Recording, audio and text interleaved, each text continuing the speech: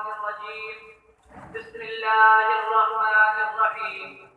هل يستوي الذين يعلمون والذين لا يعلمون صدق الله العظيم ابھی تو طفل مکتب ہوں نہ واعظ ہوں نہ فرزانہ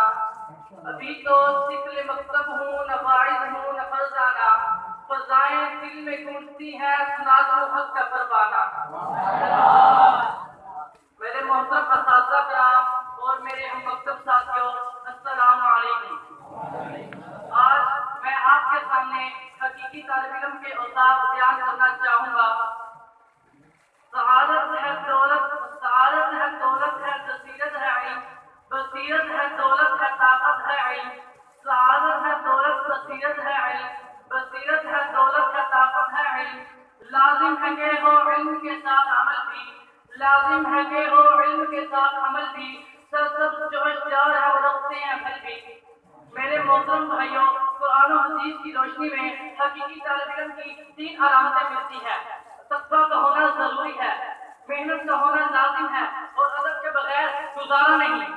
میرے بھائیوں امام شافعی رحمۃ اللہ علیہ فرماتے ہیں کہ میرے استاد امام بقی رحمۃ اللہ علیہ نے فرمایا کہ علم اللہ کا نور ہے اور اللہ کا نور کسی گناہگار کو نہیں مل سکتا میرے بھائیوں 14 صدیاں گزر گئی کوئی ایسا طالب علم نہیں گزرا جس میں اس بات موجود نہ ہو امت محمدیہ کے پہلے طالب علم حضرت ابوبکر صدیق ہیں تینوں اوصاف موجود ہیں حضرت عمر فاروق رضی اللہ تعالی عنہ طالب علم ہیں تینوں صفات موجود ہیں حضرت شیخ عبد القادر جیلانی رحمۃ اللہ علیہ طالب علم ہیں تینوں صفات موجود ہیں حضرت امام ابو حنیفہ رحمۃ اللہ علیہ طالب علم ہیں تینوں صفات موجود ہیں حضرت شیخ الاسلام تقی عثمانی طالب علم ہیں تینوں صفات موجود ہیں میرے بھائیوں میں اپنی تقریر کا اپنے اوصاف کو مزید بیان وقت کو مد نظر رکھتے ہوئے مزید بیان کرنا چاہتا ہوں تقویٰ دیکھنا ہے تو امام بخاری رحمۃ اللہ علیہ کو دیکھو کہ 3 دن تک بھوک برداشت کر لی لیکن حرام کا لقمہ نہیں کھایا مجبور ہو کر گھاس کھا کر گزارا کر لیا لیکن مال کسی کا حرام مال کھا کر رب کو ناراض نہیں کیا جی ہاں محنت دیکھنی ہے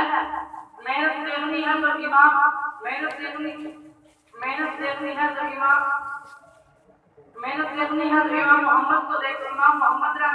محنت دیکھنی ہے تو امام محمد رحمۃ اللہ علیہ کو دیکھو کہ علم کی محنت کے لیے 2 سال مسلسل چلتے رہے یہاں تک کہ بھوک اور پیاس کی شدت سے بے ہوش ہو گئے اور پھر ان کو اٹھا کر استاد کے سامنے لے جایا گیا محنت دیکھنی ہے تو امام شافعی رحمۃ اللہ علیہ کو دیکھو محنت کرنی ہے تو امام بخاری رحمۃ اللہ علیہ کو دیکھو کہ وہ دن کو تو الگ رات کو بھی عجیب محنت کیا کرتے تھے کہ پھر پہلے کچھ دیر دیکھتے پھر اٹھتے پھر لکھتے پھر کچھ دیر بیٹھتے پھر لکھتے پھر اٹھتے ایسے ہی ساری رات گزر گئی یہی محنت تھی کہ 10 سال کی عمر میں ایک محدث سے عرض کیا یہ حدیث جو سے آپ نے بیان کی ہے یہ ضعیف ہے انہوں نے کہا نہیں صحیح ہے انہوں نے کہا نہیں ضعیف ہے آپ نے کہا نہیں صحیح ہے لیکن جب کھول کر کتاب کھول کر دیکھا تو درست نکلا جی ہاں ادب دیکھنا ہے تو محمد شاہ کشمیری کو دیکھیے ساری زندگی کتاب کا حاشیہ دیکھنے کے لیے کتاب کو نہیں پڑھتا بلکہ کچھ کتاب کے گھوم جایا کرتے تھے انہی کے ادب کی وجہ سے دنیا نے ان کے علم و عمل کو تسلیم کیا پھر میں کیوں نہ کہوں کہ علم کی بدولت پہچان حق و باطل بے علم کے نہیں ملتی ہے منزل اور میں آپ سے اس بات کے بعد اجازت طلب کروں گا کہ جو شخص استاد کا ادب نہیں کرتا اس کو دین کا علم کا کمال کبھی حاصل نہیں ہو سکتا